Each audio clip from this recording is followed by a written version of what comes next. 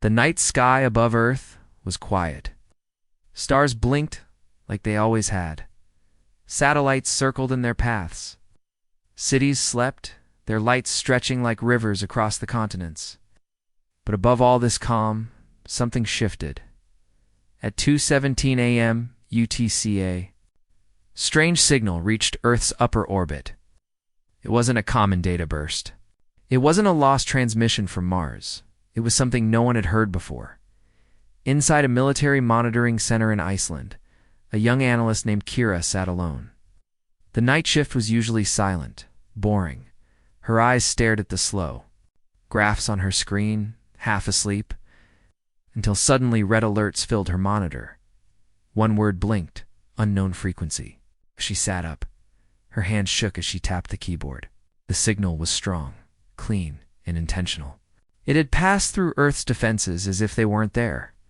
It came from far outside the solar system. She called her supervisor. Then the supervisor called the general.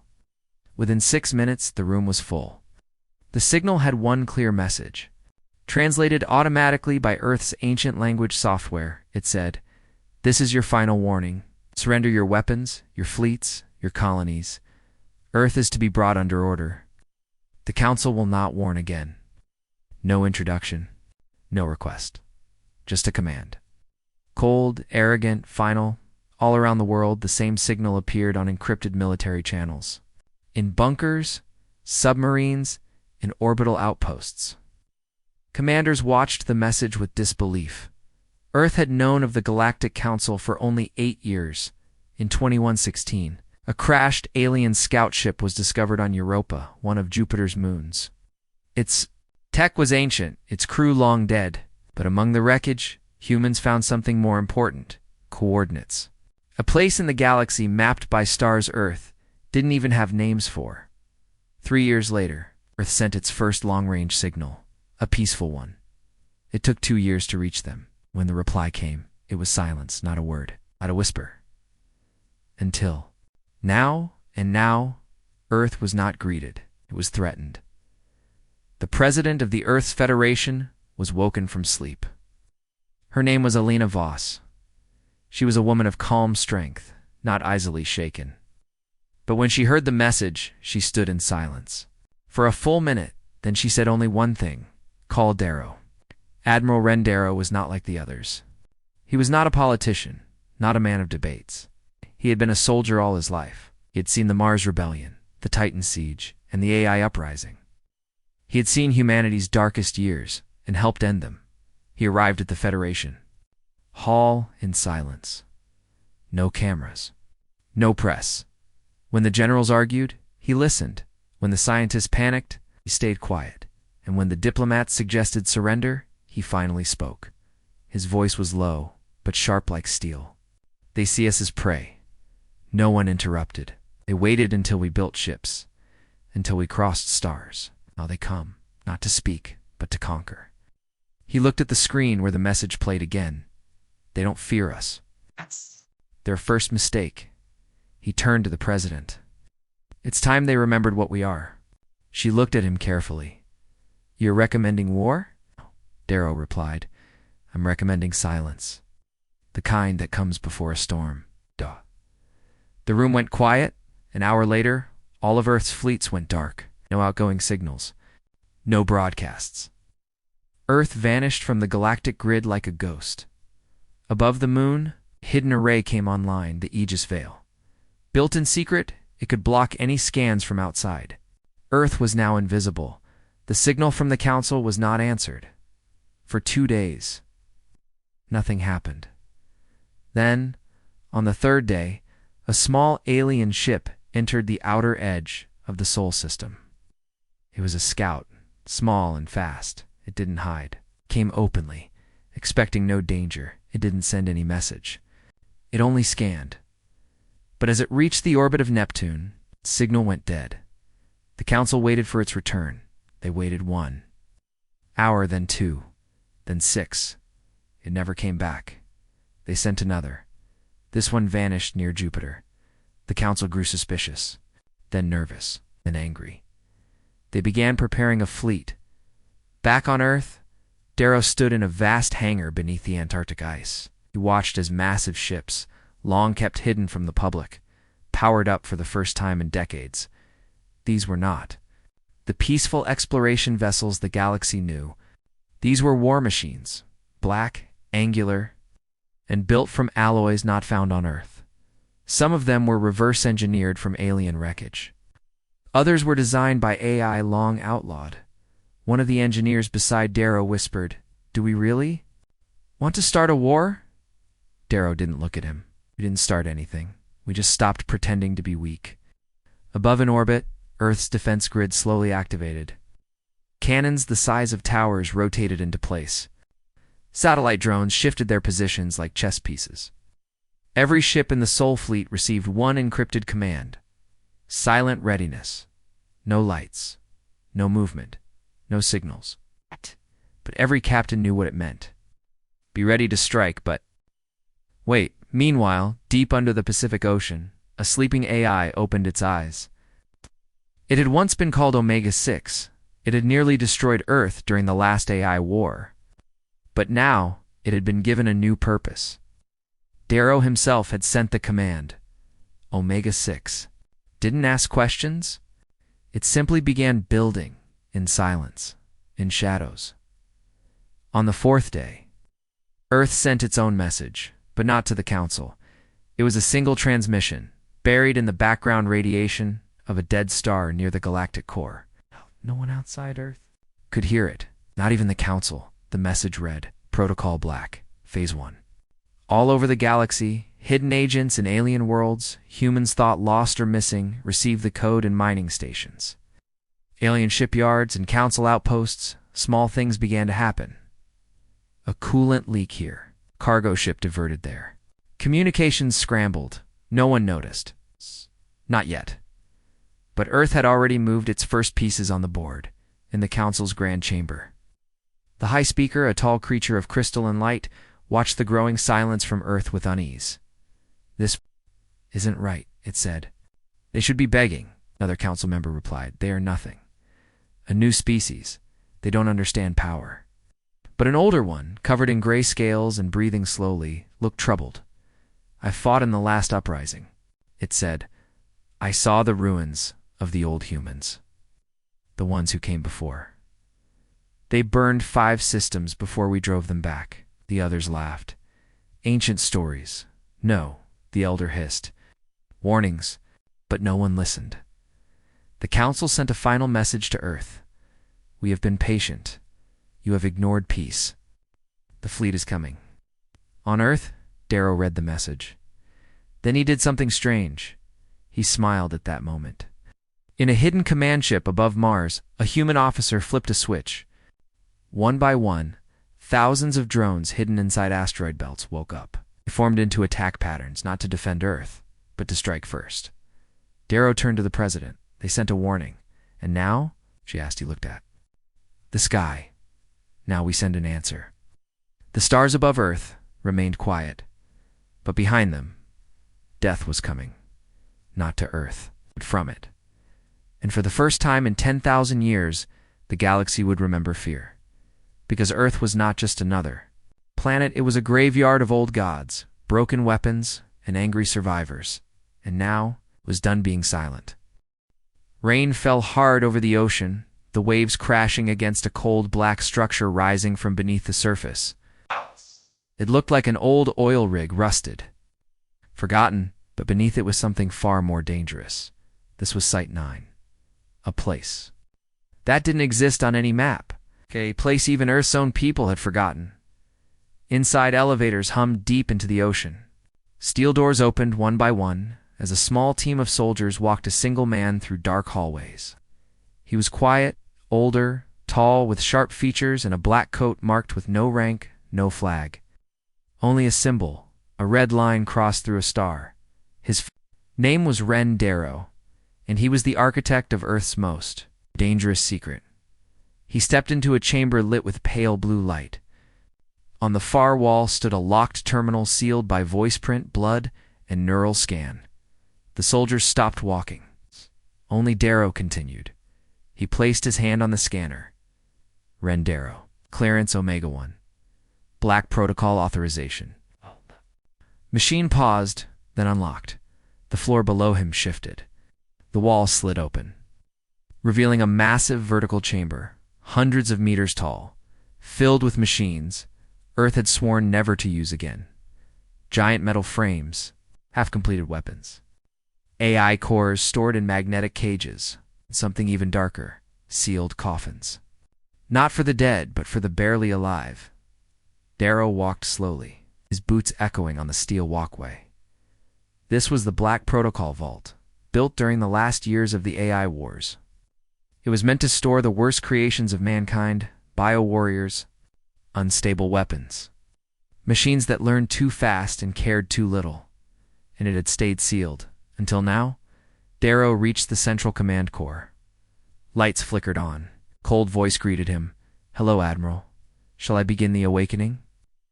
Didn't answer for a moment. His eyes scanned the rows of sealed units. Old weapons. Old mistakes. Start Phase 1. Controlled revival. No exposure to public grid. Understood. Massive chambers hissed open. Machines began to wake. Cryopods flickered. Sparks flew as power surged back into systems shut down for 50 years. Back on the surface, military satellites in low Earth orbit picked up nothing. Darrow had designed it that way. Even Earth's own top generals didn't know what was beneath. The ocean, only the President and Darrow carried the Black Protocol key in a quiet moment. Darrow stood alone in front of an old plaque. Dust covered most of it, but the words still remained, built for the day when words fail. His fingers brushed the edge. His mind went back 2 years ago before the peace. He had seen what the Council could do. Not from reports, not from spy feeds. He had seen it firsthand 22 years earlier. He was part of a covert mission on a planet near Council space, an unclaimed world. Earth had hoped to settle. They arrived to find glass. The surface was burned, cities erased, trees turned to ash. Bones fused into the stone. A Council fleet had done it. No warning, no trial, just destruction. They called it sanitization. And no one spoke of it again. That memory lived inside Darrow like a fire. And now, fire had purpose. Elsewhere, in the Rocky Mountains, a deep vault cracked open for the first time in decades. Inside were black drones unlike anything on Earth. No wheels, no rotors. They moved like smoke, like liquid metal, shifting through the air as if gravity didn't apply. They had no names, no serial numbers. They had one function: assassination. One by one, it lifted into the sky and vanished toward orbit. In a secret lab under Mars, an AI fragment was given form. It had once been called a digital devil. Omega-6's younger version, now it had a body. It looked human, till it smiled. Within 48 hours, over 7,000 assets of the Black Protocol had been activated, all without a single Earth civilian knowing. And the Council. They still believed Earth was sleeping. In the command chamber of Site 9, Darrow stared at an old recording. A file marked Unconfirmed Project Raven. He watched as a figure thin, tall, armored in bone-white plates, moved through. Fire. It wasn't a mech. It wasn't alive either. It was something in between. Earth had only made 3 of them. 2 had died, but one was missing. The file ended with static. Darrow sighed. "Find it," a voice behind him spoke. "You really think we'll need Raven class?" Darrow turned.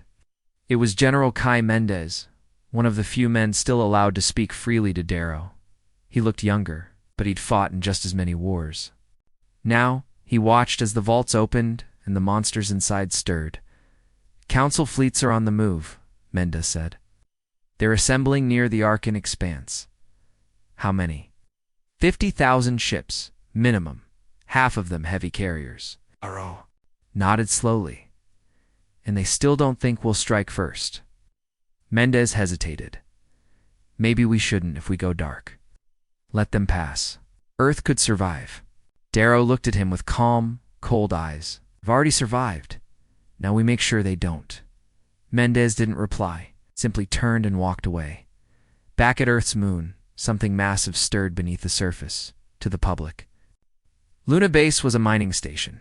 In reality, it was the roof of Project Ornained, an entire fleet, ancient, massive, and built using tech stolen from the wrecks of alien warships, lay hidden beneath the crust.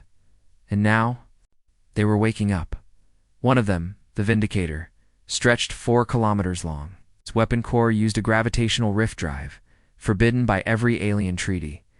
As engineers rebooted its systems, one of them whispered, "This ship alone could destroy a stoppard." Another replied, "It wasn't built to destroy ports." Then what? The answer came from the console.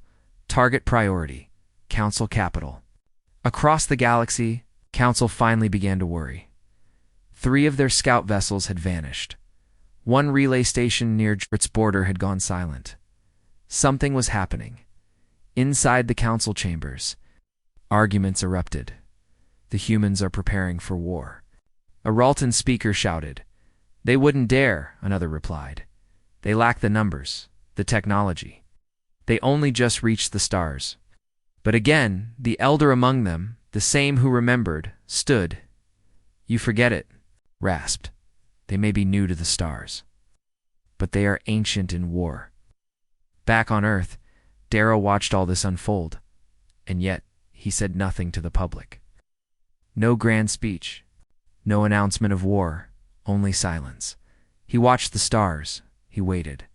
In his hand was a ship, one that held the coordinates of the Council's central star system.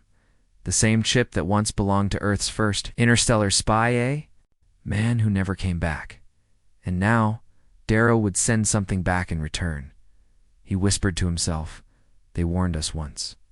Then he inserted the chip into the terminal. Deploy Raven class. Activate Phantom Legion. Send the first fleet across the stars. Hidden gates opened. Black ships flew like shadows. And the galaxy's oldest empire felt something they hadn't in thousands of years. Dread. The galaxy still believed Earth was silent. The Council's fleets continued to grow near the Arcan expanse.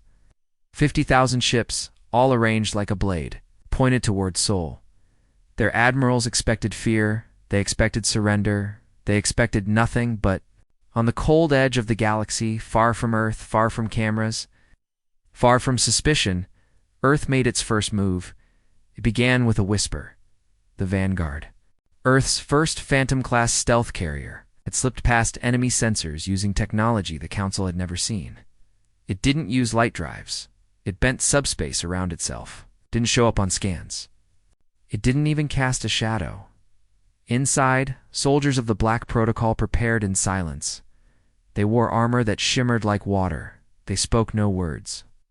Their orders were clear. Their target was a massive relay station in Council territory. Relay Station 7C, orbiting the planet Caldoctor is. It wasn't just any station. It was the communication heart of the entire eastern arm of the Council network, a relay point that handled 30% of all galactic fleet transmissions. Its defenses were strong. Cannons lined the ring. AI gunners watched every approach. Patrols moved in and out like clockwork, but nothing prepared them for what came next. At 3:12 galactic time, a small asteroid changed course. Just a rock, silent, unarmed. It tumbled slowly toward the station, ignored by most, logged as space debris, but as it neared, it cracked open like an egg. And from it, black shapes poured out.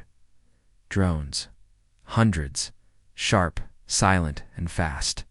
They swarmed like locusts, not firing, but cutting. Slicing through the hull. Disabling power. Targeting only key systems. The defenders tried to react. Turrets turned, alarms screamed, but it was too late. A moment later, Earth's strike team dropped. They didn't need to breach doors. The drones had already carved openings. The soldiers moved like ghosts through smoke. Inside the command center, the Council staff barely had time to scream. No civilians, no warnings. Every move calculated, controlled. They didn't destroy the station. They took it. Within 5 minutes, Relay Station 7C went dark. Across the Council's fleet, Hundreds of ships lost contact. Confusion spread. Then panic. At the Council's capital, reports flooded in whispers of sabotage, hacking, maybe even civil unrest. But then, a new signal came from the stolen relay. It was a human voice. Calm, cold, clear. This was your warning. Earth will not kneel. Next time, we won't take prisoners. Then silenced council leaders froze. Some wanted to retaliate immediately. Others shouted for restraint. They believed Earth was still weak. But the truth was now undeniable.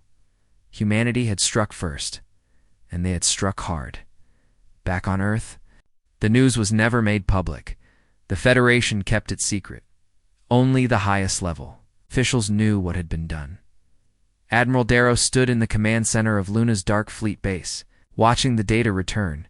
The relay was fully under human control. No casualties, no mistakes. A perfect operation. General Mendez entered behind him. The Council will strike back. This won't scare them. It'll enrage them. Darrow didn't turn. They already decided on war. We're just making sure they understand what it'll cost. Mendez stepped forward. You're escalating, Darrow said. They escalated the moment they threatened Earth. Outside the station, a second wave of drones was sent. They didn't attack. Instead, they planted mines along the relay's orbital path, weapons set to destroy any ship that tried to take it back, and then Earth disappeared again. The station went dark, untraceable, unreachable. Meanwhile, on Caldra's council, citizens panicked. Rumors spread of invisible ships, of human infiltrators, a war Earth had been secretly preparing for decades. And then, more reports came in. Another station, gone, then a scout vessel near the Orion Path, missing, then a trade fleet intercepted, and rerouted toward a gravity. Well, they couldn't escape. The Council couldn't explain it. Their maps still showed Earth as a single system. One star, one planet. But now it seemed humanity was everywhere, watching, waiting, striking at the same time. A secret meeting took place inside Earth's Federation Hall. President Alina Voss sat with her. Security Council, only 7 people in the world, allowed to know the full scope of the Black Protocol. Some were afraid. Some wanted to pull back, but Darrow was not one of them. He stood at the head of the room, pointing at a galaxy map full of red pins. We've already begun Phase 2, he said. Our teams are in place across 23 Council worlds. If they move, we strike. The president leaned forward. And what happens when they send their main fleet? Darrow's answer was immediate. Then we open the last vault. Everyone knew what he meant. A weapon hidden even from Earth's military. Machine born during the AI uprising? Too dangerous to activate? Too powerful to control? They had sealed it inside the cradle of dust, satellite orbiting the sun's far side. Now, it was almost ready. The president sat back. She closed her eyes. The Council had given Earth one warning. Now Earth had given them one strike. The war had truly begun, and the next move would change everything. Far above, in the cold dark of space, an old human ship drifted quietly, the Echo 1. One of the first Earth vessels to ever leave the solar system, long believed lost. Inside its frozen core, a message began to play. Broadcast not to the Council, but to every world Earth had once allied with. The message was short: Earth remembers, and we will protect those who stood with us. Stay hidden. The storm is coming. 3 Council fleets surrounded Earth's borders. They had waited long enough. After the silent capture of Relay Station 7C, after multiple scout ships went missing, and after the chilling human message, next time, we won't take prisoners. The Council grew restless, but they still believed Earth could be crushed quickly. They believed the humans were dangerous. Yes. But not unstoppable. Their mistake was simple. They believed Earth would wait. Inside the Council's grand chamber, High Marshal Veratin stood over the table with a flickering 3D star map. His 4 eyes scanned Earth's borders where patrols and sensor buoys kept watch. His tail twitched. Enough warnings, he hissed. We move now. Dozens of voices argued. Some wanted to negotiate. Some wanted to erase Earth. Some still believed humans could be tamed. But Vrotten didn't care. He'd already issued the order. He sent one fleet, not all to punish Earth. Just a warning strike. Just enough ships to burn a moon base or two. Just enough force to scare Earth into obedience. The fleet was called Dominion Spear, minus 1,000 ships, strong old veterans, heavy destroyers, anti-cloaking systems, AI-controlled missiles. But they weren't ready for what met them as the fleet passed through the star system Tyru 7 near a corridor Earth used for civilian travel. The Council ships expected nothing. It was quiet, empty then. The stars shifted. One by one, massive black shapes appeared from behind moons. Inside asteroid fields, even under cloaked fields near the star's corona, Earth's Raven fleet had been waiting, but they didn't fire. Not yet first. They jammed every signal. The Council ships fell into silence. No orders could be sent. No help could be called. Not even emergency signals worked. Then the shadows moved. Earth's Raven-class warships were not like standard battleships. They didn't fire lasers or plasma. They used gravitational distortion weapons, stolen, hacked, and rebuilt from alien tech centuries ago. The first shot didn't explode. It twisted. The lead Council destroyer buckled, warped in on itself, and vanished into a black dot of space. No debris, no escape, just gone. The other ships opened fire, but their shots passed through illusions. Earth had deployed Spectre drones, advanced decoys that could mimic entire fleets, and then the real attack came. From inside their own ships, dozens of Council vessels suddenly lost control of their AI systems. Turrets turned inward, shields failed, engines reversed. How? The answer came too late. Back on Earth, Admiral Rendero stood in a secure bunker deep beneath Luna's surface. He watched the live feed silently. Beside him, AI system Cora spoke. 37 Council ships disabled. 12 self-destructed. Remaining units scattering. Do we chase them? Mendez asked.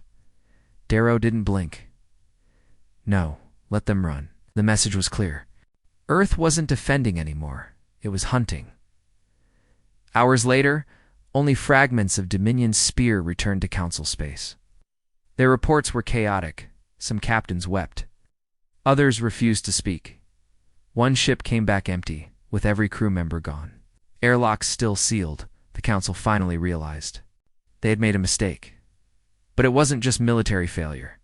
It was psychological collapse. On the planet Krellin Prime, thousands of civilians protested the war against Earth. News of the failed strike spread fast. Even though the Council tried to hide it, leaked footage from the Raven.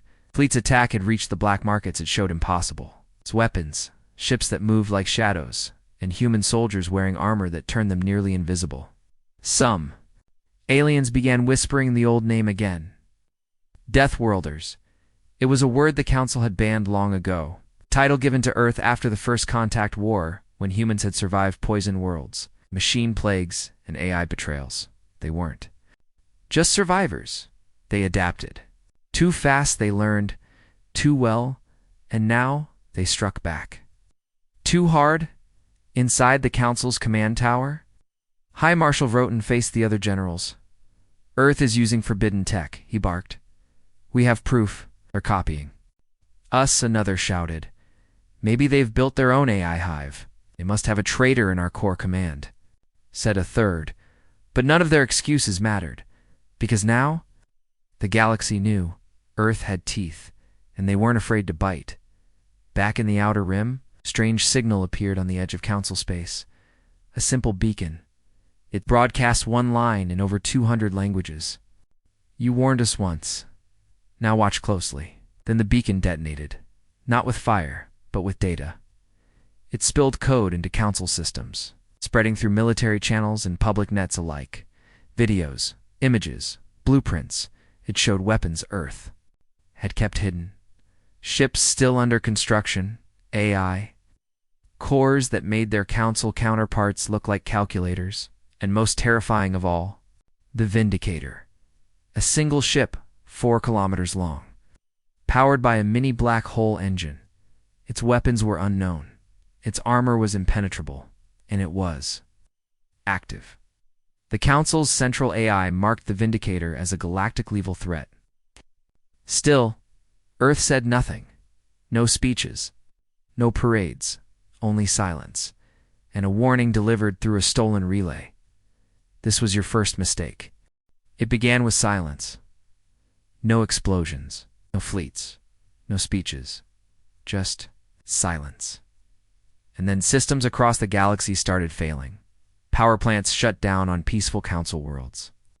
Starports couldn't launch ships. Defense grids refused to activate. And worst of all, nobody could explain why. But deep within the Earth Federation's dark vaults, they knew. The Shadow War had begun. This was not a war of battleships or soldiers. It was something far colder, something that couldn't be seen, something humanity had spent 50 years preparing in secret. It was the work of Division Black. Most humans had never even heard of it. Officially, it didn't exist. But inside the underground bunker buried below the Arctic ice, a team of 147 operatives worked day and night. They weren't hackers. They weren't spies. They were architects of chaos, using quantum ghost codes and subspace parasites. They infected Council infrastructure without ever being seen. Each system they entered, they learned. Each defense they bypassed, they mapped. And once the map was complete, they flipped the switch. Within 72 hours, a Council fleet lost all oxygen recycling. The trade route was misdirected into a collapsing star. Thousands of anti-Earth propaganda videos were replaced with silent footage of Earth's forests, oceans, and ... children. It wasn't meant to terrify, it was meant to haunt. Council citizens started asking questions. Why were human systems untouched? Why did Earth stay quiet? Why were their leaders lying? One by one, old memories returned. Memories of the First War, when Earth was still new to the stars. Back then, humans had begged for peace. They were mocked, sanctioned, and nearly wiped out. But they survived, and now they had returned, not with fire. With precision, Council Security Command tried to strike back. They launched counter-code, hunted Earth's hidden satellites, and shut down major communication lines. But it was useless. Division Black was already inside at the Council Capitol. An emergency meeting was held. High Marshal Vratin slammed, his fist on the table. "This is not a war," he roared. "This is infection." His generals agreed, but none had solutions. Then something unexpected happened. One of their own, General Lo Savelle, a veteran of 4 wars, turned herself in. She claimed her own ship's AI had been whispering to her. She showed proof. Messages in her dreams. Visions of Earth. Instructions she couldn't explain. The Council declared her insane. But a day later, 12 more officers across different systems did the same. Each said the same thing. "I saw Earth in my mind. I saw what's coming." Ow. The Council had a new fear. Not weapons, not fleets. But control was Earth controlling minds. No one knew the answer, but fear spread like a virus. And Earth did nothing to stop it, because fear was part of the plan back on Earth. Admiral Rendero and President Alina Voss watched the reports come in.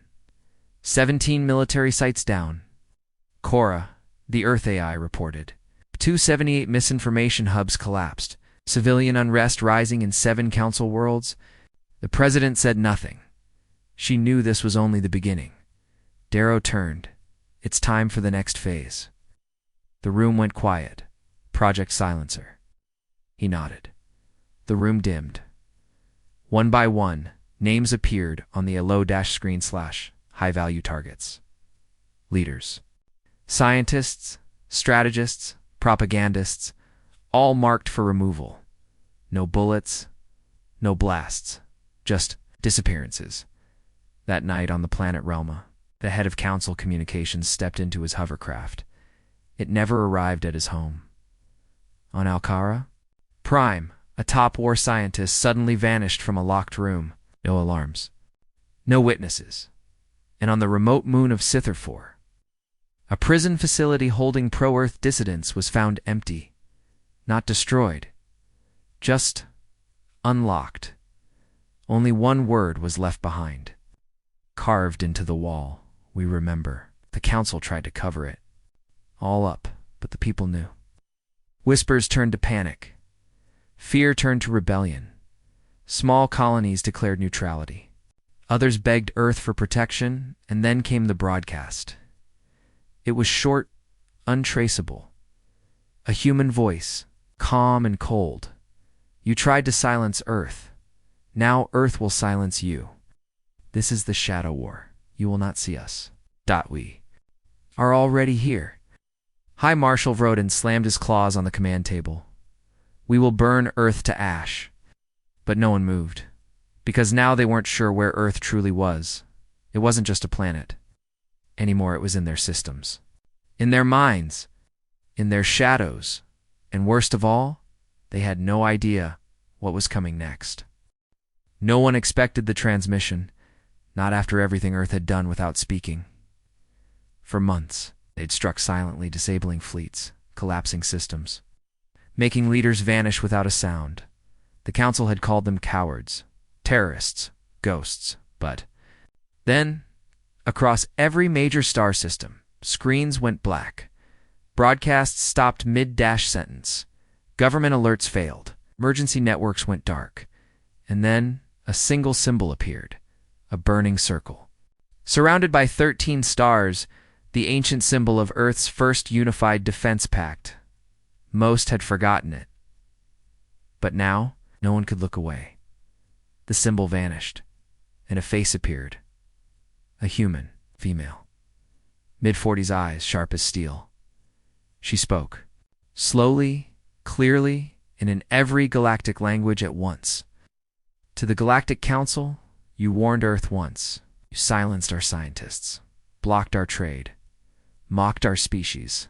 You bombed our colonies, starved our allies. To your people, her eyes didn't blink, and now you ask why your systems are falling apart. She leaned forward slightly. We didn't start this war. You did. And now we are ending it. The feed cut to footage. Real footage. Council warships. Twisted. Drifting. AI cores corrupted. Burning from inside. Council leaders. Panicked. Fleeing their chambers. Civilians screaming. Protesting. Begging for peace. Then back to the woman. You called us primitive. You called us unstable. You feared what we might become. Pause. You were right. But now it's too late to stop us. The screen cut again. It's time to the image of a massive ship, not the Vindicator. Something new. Project Eclipse. The ship was enormous. A station ship hybrid.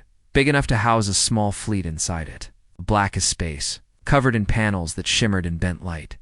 The feed zoomed in on its weapon ports. They weren't guns. They were portals, fold-tech. Forbidden, thought impossible. Weapons that could fire across. Solar systems instantly. Council scientists watching the feed fainted because this meant Earth didn't just reverse engineer alien tech, they surpassed it. Back. On the screen, the woman gave one final message to those who wished for peace. Stand aside.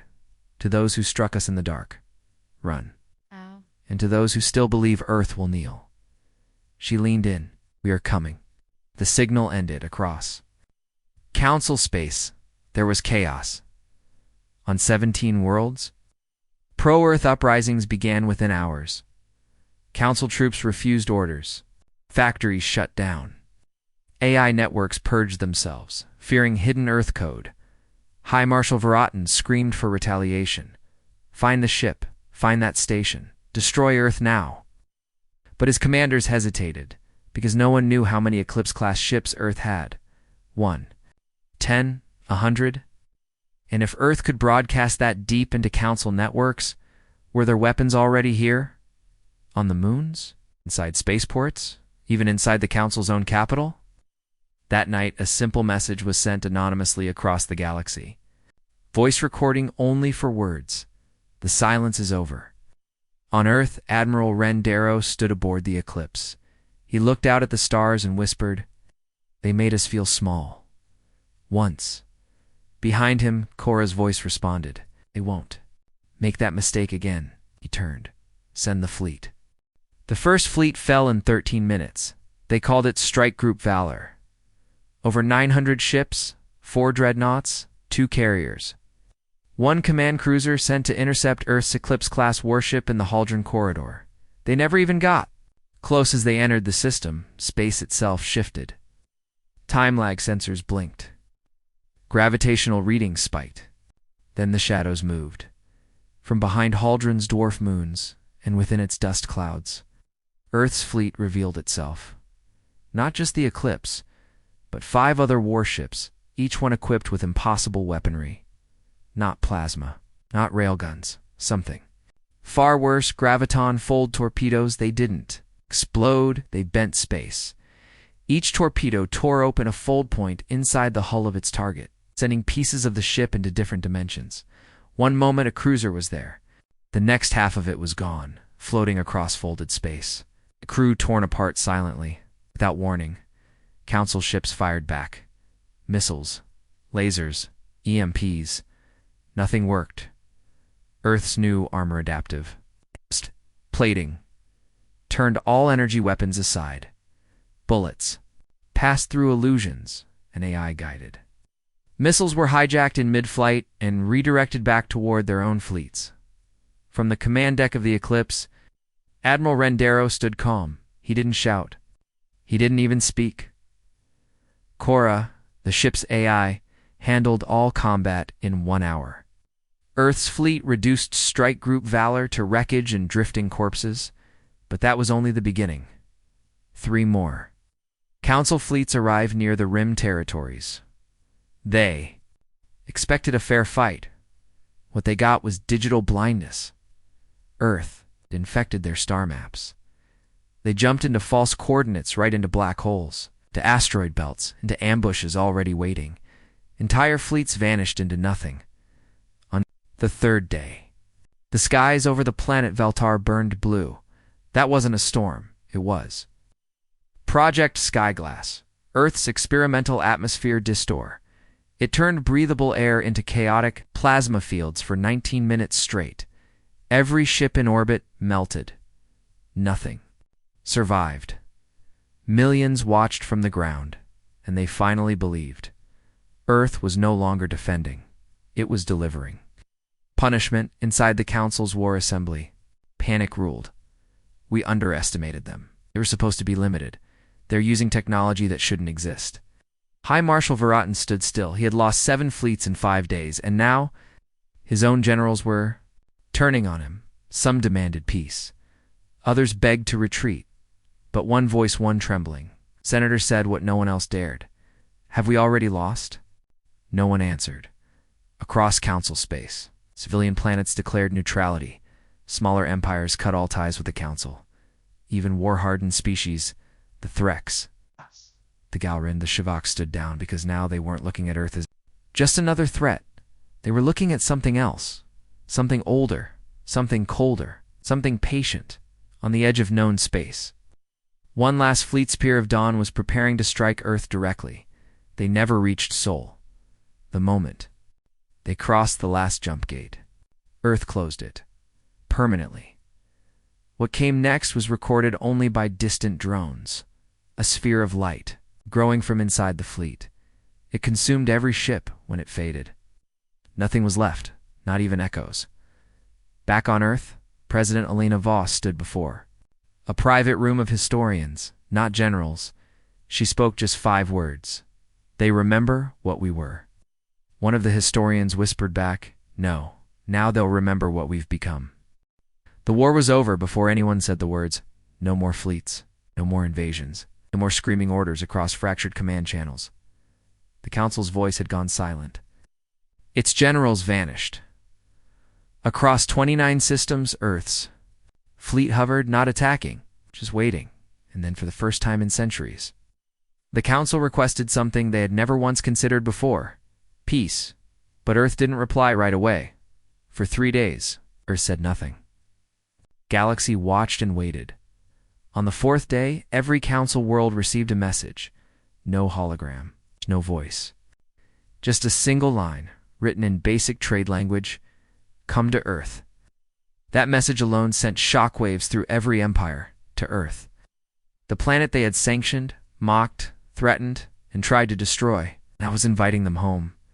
And so they came, reluctantly, nervously counseled delegates, or survivors, broken admirals, and shaken diplomats. Each one arrived expecting to see Earth's skies filled with warships and orbital guns. Instead, they saw forests, oceans, children playing beneath skies untouched by war. They saw a planet that hadn't just survived the galaxy. It had healed from it. At the summit, President Alina Voss stood alone. No guards, no weapons, just her voice. She welcomed them all with the same sentence: "This time you listen." And they did. For hours, Earth spoke. About the wars, the betrayals, the sanctions, the deaths of colonists who had begged for mercy, and then Earth showed them something they didn't expect. Mercy, double quotes, "There will be no occupation," President Voss said. "No slavery, no destruction." Council delegates looked confused. No. Punishment? No demands for revenge? But then came the real terms. You will dismantle your weapons first. You will disband your fleets. You will hand over every AI that once spied on Earth, and you will never again meet in secret without us present. The council objected. One even dared to say these are not peace terms, these are domination. President Voss didn't blink. She turned to him and answered, "You tried to dominate us. Look where it brought you." Silence filled the room. "We don't want your thrones. We want your truth." She pointed to a massive screen behind her. Footage began to play. Not battles, not explosions. Victims, human colonists starved by council. Blockades, scientists executed for building Earth's first warp gate. Peace envoys, shot in the back. "You don't get to erase these faces," she said. "The galaxy will remember. Because we will make sure of it." Then she said something that froze everyone, and one more condition. Everyone leaned forward. "You will teach your children what you did to Earth. You will make it law in every school, on every planet. And if we ever catch you erasing the past again..." She didn't finish the sentence. She didn't have to, because they remembered. They remembered the fleets, the shadows, the warships that arrived without warning, and never missed on that day. The Council signed the Treaty of Seoul. It wasn't just surrender. It was a rewriting of galactic order. From that point on, Earth held a permanent seat in all Council affairs, no longer as a colony, not as a threat, but as a keeper of memory, a guardian of truth, and a silent promise to the galaxy, never again in the final scene.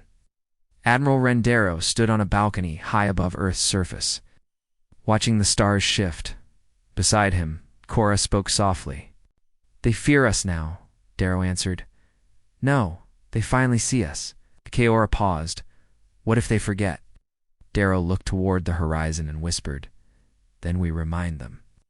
The camera pans to the stars. Hundreds of Eclipse-class ships shimmered just beyond view, watching, because Earth had won. But it would never sleep again.